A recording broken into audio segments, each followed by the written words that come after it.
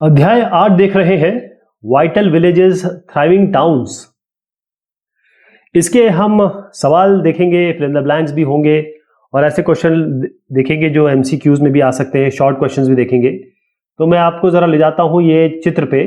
ये जो चित्र है इसको बहुत ध्यान से दिमाग में डाल लीजिए क्योंकि हम इस पे लौटेंगे जब जरूरत होगी। What do you mean by Arretine where?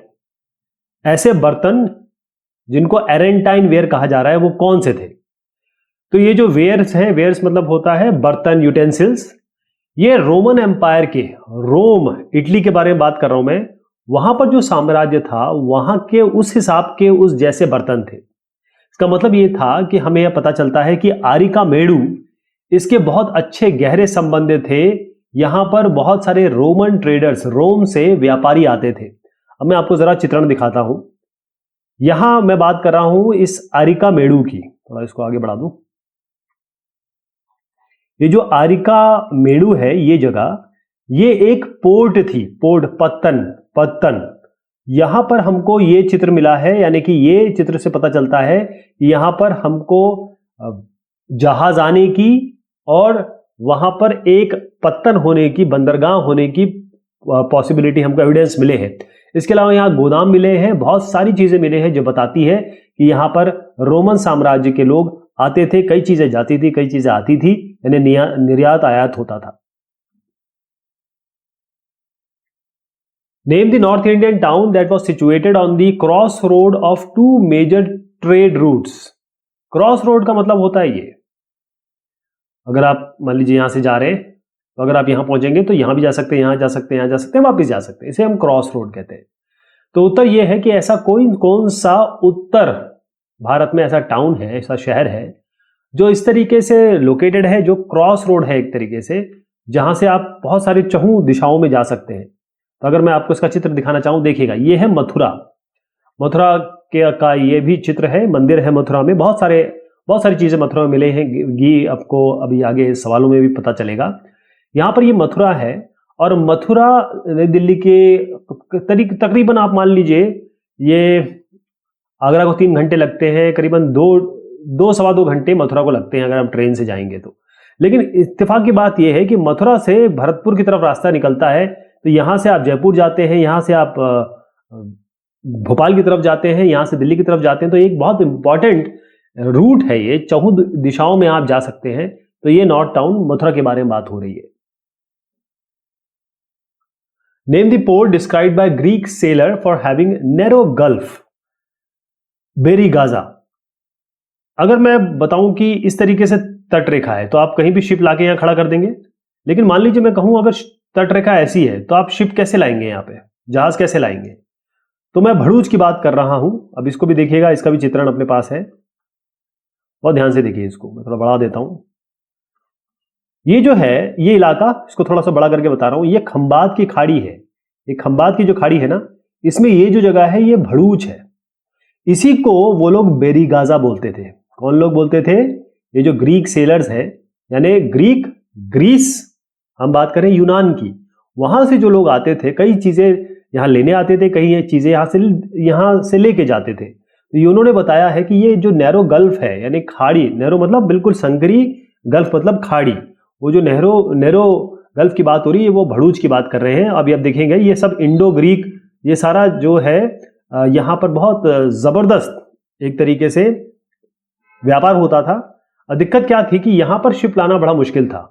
तो क्या होता था कि यहाँ के जो राजा थे वो अपने बहुत बढ़िया जो नौका चलाने वाले थे, या जो आज के ज़माने में हम जिनको बहुत बढ़िया शिप कहे, मेरीन पायलट कहते हैं, या फिर जो बाहर से मेन समुद्र से लेके आते हैं शिप को, इनको मेरीन पायलट कहा जाता है। जैसे आप कांडला पोर्ट ट्रस्ट देखेंगे या फिर आप मैंगलोर पोर्ट ट्रस्ट देखेंगे, वहाँ मेरीन पायलट होते हैं, वो शिप को लेके आते हैं। तो उनके पास जो उस समय हुए होंगे वो उनको लेके आते थे, तो इससे बहुत सारे गिफ्ट इनको मिलते थे, बहुत सारी चीज़ होती थी। तो ये आप समझ गए इलाका बेरीगाजा भड़ूची है।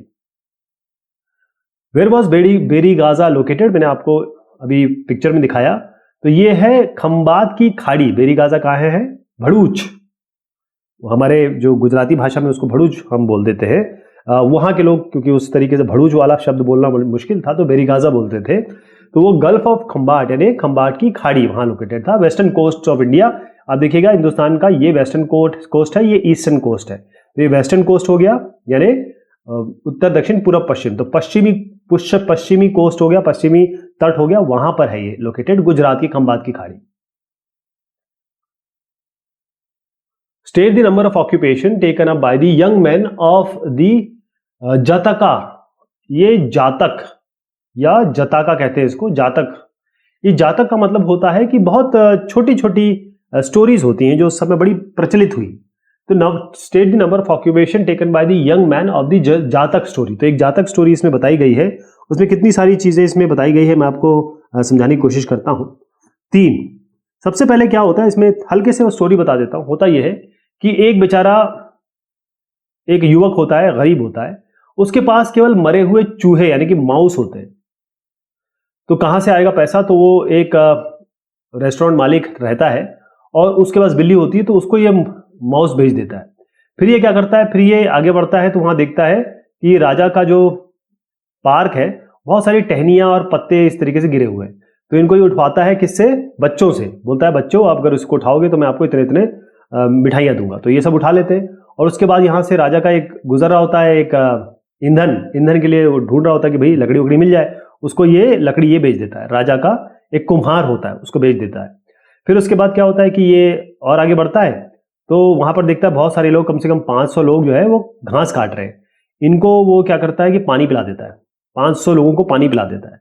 और फिर उसके बाद यहाँ पर घोड़ा लेके कई लोग आ रहे होते हैं किसी काम से, तो ये कहता है इनको कि देखिए आप अपनी घास मत बेचिएगा, लेकिन आप एक एक गट्ठर, क्योंकि मैंने आपको पानी पिलाया है तो ये लोग बोलते हैं हम आपकी मदद करते हैं, तो एक एक गट्ठर इनसे ले लेता है और बोलता है बेचना नहीं कोई भी घास। तो ये जो घोड़े वाले होते हैं घास ढूंढते रहते हैं लेकिन उनको मिलता नहीं है। तो ये क्या करता है, जो इसने सबसे एक एक घास की बोरी ली थी वो इनको बेचता है और फिर 1,000 कर देता हूं, 1,000 इसके पास मतलब सोने के सिक्के मतलब अशर्फियां ये कमा लेता है, मतलब अच्छे पैसे कमा लेता है। तो इस तरीके से 3 ऑक्यूपेशन इसने लिए थे, 3 तरीके का काम कर देता है ये बीच बीच में। Name the place where a massive brick structure which may have been a warehouse and pottery from the Mediterranean मतलब होता है भूमध्य रीजन, भूमध्य रेखीय रीजन, वहां पर मिला है।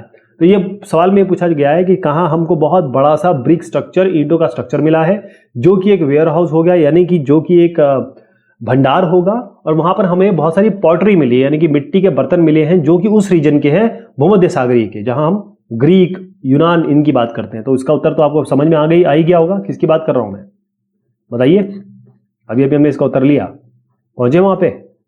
यह है आरिकामेडु, ठीक, यहीं पे लोग आते थे और यहीं पे हमको ये जो बड़े बड़े स्ट्रक्चर्स मिले ना वो मिले हैं यहाँ पे। ये सब अभी के बने नहीं हुए हैं, ये उस जमाने के बने हुए हैं। और ये बताते हैं कि, और यहाँ पर बहुत सारी पॉटरीज मिली है, मिट्टी के बर्तन मिले हुए हैं और जो पॉलिश्ड बर्तन मिले हुए हैं जो सारे उस इलाके के थे या उस इलाके से प्रभावित थे जो मेडिटेरियन रीजन है। तो इसका उत्तर क्या हुआ, आरिकामेडु।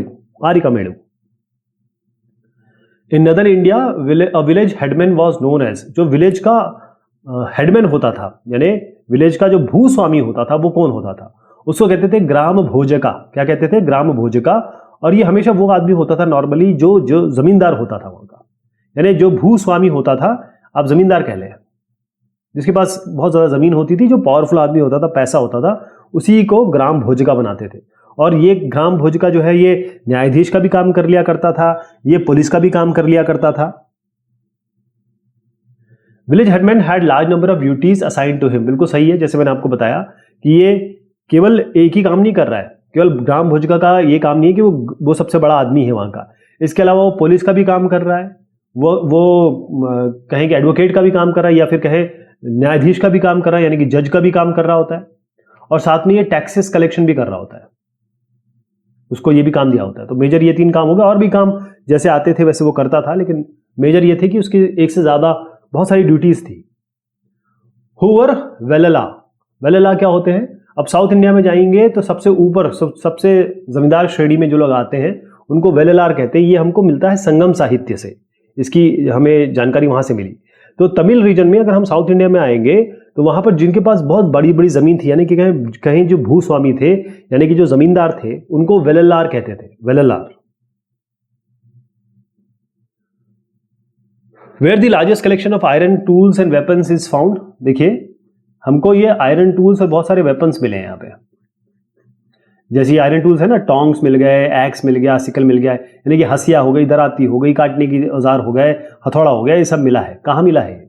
ये है मेगालिथिक बरियल्स। मेगालिथिक बरियल्स का मतलब होता है कि महापाषाणीय, जब हमने बात की थी महापाषाणीय ग्रेव्स की या कहें कब्रों की, महापाषाणीय कब्रों में हमें ये सारी चीजें मिली हैं।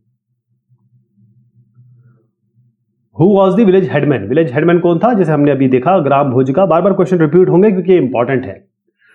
What was the old name for Pondicherry? अब पौंडुचेरी का पुराना नाम क्या है? अरिकामेडु। चलिए दोबारा चलते हैं, आपके दिमाग में बैठ जाना चाहिए सर ये, बिल्कुल। ये देखिएगा अरिकामेडु, अरिकामेडु, ये इसकी चित्र भी ध्यान रख लीजिए। वैसे तो ये इसका अभी का चित्र नहीं है, अभी तो ये पुदुचेरी हो चुका है। ये हमारा एक यूनियन टेरिटरी है Arikamedu. Name the place where the Sangam text were composed. तो होता यह था कि जैसे आजकल कवि सम्मेलन होते हैं ना, बहुत सारे कवि एक जगह जमा होते हैं, फिर ये लोग यहाँ पर अपनी कविता पढ़ते हैं, ठीक, और यहाँ पर किसी किताब का विमोचन हो जाता है, आपस में डिस्कशन कर लेते हैं, जैसे हमारे कॉन्फ्रेंस वगैरह होती हैं या फिर मीटिंग्स होती हैं। इसी तरीके से जो संगम है, संगम टेक्स्ट, यानी कि जो भी संगम मतलब होता है मिलना, जैसे मतलब ये नदी है, ये नदी है, ये नदी है, आपस में मिल जाती है तो इसको हम संगम कहेंगे। तो होता यह था कि सब लोग आते थे, आपस में अपनी चीजें शेयर करते थे, उसका संगम हो जाता था, उसको फिर लिखा जाता था, यानी कि उसका संकलन किया जाता था, यानी उसको कंपोजिशन किया जाता था। तो कौन सी जगह होता था? ये जगह है मदुरई। मदुरई में लोग आते थे, यहां ले जाता हूं आपको, ये है मदुरई। यहां पर लोग आते थे और संगम साहित्य यहीं पे इसका संकलन हुआ है, यहां पर इसको एक तरीके से कंपोज किया गया है। Name the materials used to make tools like sickle, tongs and axe. अब ये सिकल, टोंग्स और एक्स की मैंने आपको चित्रण दिखाया, ये तीनों। तो ये सवाल पूछा गया है कि नेम द मटेरियल्स, कौन सी चीज यूज होती थी इसमें? तो इसमें वो यूज होता था लोहा, आयरन। आयरन का शुरुआती इस्तेमाल यही हमें यही पता चलता है। सिकल, टोंग्स, एक्स का बड़ा अच्छा उपयोग करते थे। और साथ में जो हल है ना, उसकी फॉल, जो हल होता है जमीन को पैदावार के पहले तैयार करने के लिए, उसके सामने ये फॉल लगाते थे लोहे की। Capital of Kushana Kings popular for the worship of Lord Krishna was. चलिए जी, एक ऐसी जगह है जो कुषाणों की राजधानी थी और यहां पर गोवर्धन पूजा, कृष्ण की पूजा, कृष्ण का एक समझ लीजिए कृष्ण भगवान की नगरी है ये। कौन सी नगरी है ये बताइए? उत्तर क्या है इसका? Mathura. What was the meaning of term Jatakas? Jataka का मतलब शॉर्ट स्टोरी, छोटी कहानियां। जातक, जैसे मैंने आपको स्टोरी बताई ना एक आदमी का, कि बेचारा कैसे गरीब था और किस तरीके से उसने मेहनत करके दिमाग लगा के 1000 सिक्के अशरफिया कमा ली। तो स्टोरीज है, इसका मतलब है कहानियां। Jatakas mean stories which were composed by ordinary people. तो क्या ये सही है गलत है? बिल्कुल सही है। जो आम लोग थे वो एक स्टोरी क्रिएट कर देते थे और उसी को बच्चों को सुनाया जाता था, या फिर आपस में बैठ के डिस्कशन करते थे, या उसी स्टोरी को सुनाया जाता था। और बहुत ही नॉर्मल स्टोरी होती थी वो, और बड़ी इंकरेजिंग स्टोरी होती थी। तो इसी को हम जातकास कहते हैं, मतलब छोटी छोटी स्टोरी जो उस एरिया में प्रचलित थी उसे हम जातक कहते हैं। Why the earliest coins were called punch mark coins? मेरे पास अगर चित्र हो तो मैं दिखाऊं आपको। इस तरीके के अगर कॉइन देखें, वैसे ये वाले कॉइन नहीं दिखा रहा हूं मैं आपको, जो पंच्ड कॉइन्स थे। एक मिनट मुझे देख लेने दीजिए। इस तरीके के कॉइन थे, लेकिन ये वो कॉइन नहीं है जिसकी मैं बात कर रहा हूं। वो पंच, उसमें क्या होता था मैं बता दूं आपको कैसे होता था। उसमें क्या होता था, एक शीट ये लोग लेते थे मेटल की, उसको इस तरीके से काट देते थे, या तो राउंड काटते थे या ऐसे स्क्वायर आयताकार काटते थे या गोलाकार काटते थे। फिर इनको लेते थे और इसके ऊपर एक चोट करते थे, पिटाई करते थे इसकी, और इस पर एक मार्क आ जाता था। तो इसी को पंच मार्क कॉइन कहते थे। पंच मतलब इस पर पंचिंग की जाती थी, मार्क कॉइन मतलब इसमें इस कॉइन में कुछ मार्किंग होती थी। क्योंकि ये जो डिजाइन है वो मेटल के यानी धातु के ऊपर उकेरे जाते थे, पंच करके, दबा के। Of what materials the metals of the coins was made? तो अभी आपने देखा कि जो सिल्वर और कॉपर, जैसे मैंने आपको जो कॉइन्स बताए, तो कॉइन्स या तो सर्कुलर होते थे या आयताकार होते थे, उस पर पंचिंग की जाती थी, कोई भी ऐसे शेप बना दिया जाता था जो बताता था कि भाई ये कॉइन चलना है, मतलब वैलिडिटी इसकी साबित हो जाए। तो या तो ये सिल्वर के होते थे या कॉपर के होते थे, ठीक, मतलब चांदी या तांबे के। Mathura became the second capital of, किसकी कैपिटल हुआ ये? जैसे हमने अभी भी देखा, मथुरा जो है ये इसका एक बहुत अच्छा चित्रण है। मथुरा कुषाण की राजधानी बनी थी, दूसरी कुषाण। व्हाट वर श्रेणीज, श्रेणी क्या होती? देखिए होता यह था कि जो व्यापारी हैं, अंग्रेजी में लिख देता हूं, मर्चेंट्स हैं और जो क्राफ्ट्स पर्सन है, इन्होंने अपना एक एसोसिएशन बना लिया था। यानी कि यहां लोग हो गए, ग्रुप हो गए, इन्होंने भी एसोसिएशन बना लिया था। तो ये जो एसोसिएशन था, जैसे कि आजकल सहकारी समितियां होती हैं या और भी एसोसिएशन होते हैं कि भाई तमिल एसोसिएशन हो गया, या फिर बिहारी एसोसिएशन हो गया, या फिर ये कह लीजिए कि कुम्हारों का एसोसिएशन हो गया, ट्रेड एसोसिएशन हो गया, या कहें यूनियन हो गई, किसी ऑफिस में यूनियन हो गई। इस तरीके की इन्होंने एक यूनियन या कहें कि एक ग्रुप बनाने की कोशिश की, और ये ग्रुप जो आज हम यूनियन और एसोसिएशन के नाम से जानते हैं, इसी को श्रेणीज कहा जाता है। हिंदी में लिख देता हूं इसको, ऐसे श्रेणी कहा जाता है, श्रेणी। What were the roles perform by grama bhojaka? जैसे हमने अभी देख लिया कि इनके बहुत सारे काम थे। एक तो ये टैक्स कलेक्ट करते थे, कर कलेक्ट करते थे, और ये ग्राम भोज का नॉर्मली वहां के गद्दावर आदमी होते थे, दमदार आदमी होते थे, जमींदार आदमी होते थे, भूस्वामी होते थे, अच्छा खासा पैसा जमीन होती थी। तो कभी कभी वो, एक तो उनका काम तो था ही, जो राजा ने उन्हें कह दिया कि भाई आप टैक्स कलेक्ट करिए, कर कलेक्ट करिए। इसके अलावा वो पुलिसमैन कभी कभी बन जाते थे, कभी कभी वो जज बन जाते थे। Who were गृहपतिज? गृहपति कौन थे? ये वो बेचारे वो थे जो फार्मर थे, लेकिन इंडिपेंडेंट फार्मर थे। मतलब फार्मर थे, कृषक थे, लेकिन स्वतंत्र कृषक थे। अब दास कर्मकारा क्या हुआ? दास मतलब जो होता है किसी का गुलाम, गुलाम। कर्मकार मतलब जो भी लेबर काम का काम करता है, खासतौर पे जो भूमिहीन मजदूर होते हैं उनका नाम लिया जा रहा है। तो दास कर्मकारा वो लैंडलेस लोग होते हैं, मतलब कि लैंडलेस मतलब जिनके पास जमीन नहीं होती है, जो काम इनके पास कुछ नहीं है, वो दूसरों की जमीन पे जाते हैं, यहाँ पर मेहनत करते हैं और उसके हिसाब से उनको पैसा मिलता है, फिर ये वापस अपने घर जाते हैं। यानी किसी और की फील्ड पे काम करते हैं और वहां से वो अपनी आजीविका कमाते हैं। डिफाइन संगम लिटरेचर। संगम मतलब जैसे मैंने आपको बताया था कि मदुरई में, ऐसा नहीं है कि मदुरई ही चल रहा है, मैं एक बस इस जो चैप्टर में बताया उसके हिसाब से बताना चाह रहा हूँ। होता यह था कि साउथ इंडिया के जितने लोग हैं, जितने कवि हैं, या जो इन्होंने जो क्रिएशन करते हैं, जो क्रिएटिव लोग हैं, वो आके यहाँ मिलते थे मदुरई में। मतलब इनका संगम होता था, यहाँ पर आके अपनी चीज़ों का डिस्कशन करते थे और उनको एक उसका संकलन किया जाता था। तो इसीलिए इसको संगम कहते हैं। और क्योंकि साहित्य का आदान प्रदान होता था और उसको लिखा जाता था या उसका संकलन होता था, इसलिए इसको हम संगम साहित्य कहते हैं। तो संगम लिटरेचर, संगम साहित्य, ये तमिल में जो सबसे शुरुआती दौर में किया गया जो काम था, यानी वो आज भी बहुत प्रसिद्ध है। हमको काफी सारी चीजें संगम साहित्य से ही पता चलती है।